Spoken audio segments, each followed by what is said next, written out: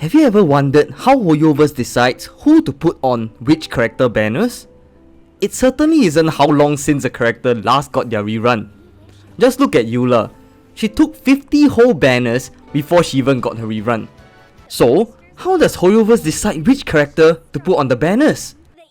Let me share with you the hidden secret behind Genshin's banners. Before I continue, I hope that you consider clicking the subscribe button and subscribing to my channel. It will only take a few seconds of your time and will help me to get to my goal of 4,000 subscribers. Thank you so much in advance.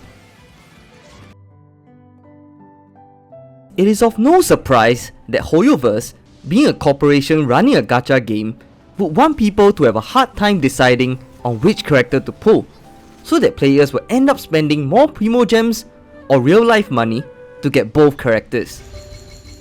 Take the current 4.1 banners for example. Both Neuvillette and Hu Tao are amazing DPS characters. In fact, they are quite similar too. Both of them will first need to use their elemental skill before unleashing powerful attacks and can also heal themselves. But getting the obvious things out of the way, I seem to have spotted a pattern in the recent banners. Let's first rewind to patch 3.8's second half banners, which is the patch before Fontaine was released. In that patch, the amazing Hydro Healer and off-field Hydro Applicator Kokomi was released.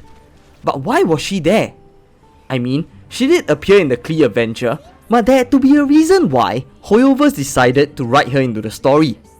It turns out she'll be perfect for the upcoming Fontainian characters.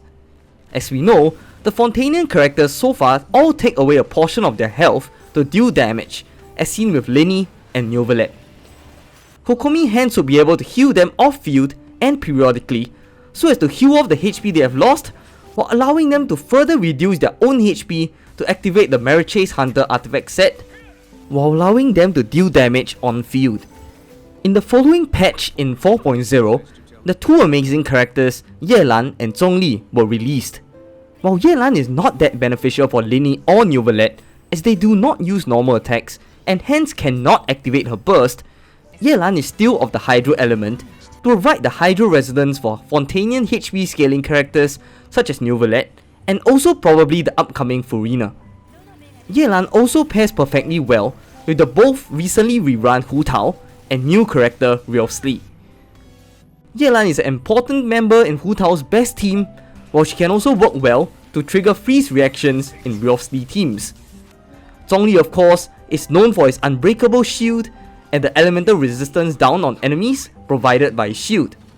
So far, all the Fontainian DPSs are all on field, and considering that they will lose health when using their skills and require that resistance to interruption, just look at Lyney and Neuvillette.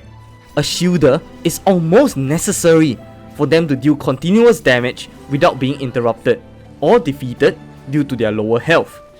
Basically, to summarize from the recent banners, we can see that Hoyoverse has been strategically placing key teammates for Fontaine DPSs and Hu Tao that make them a lot stronger. This is not new, however, as they have been doing this, honestly, for a long time. Just take a look at Sumeru's patches. Zhongli and Kokomi were also released in patch 3.0.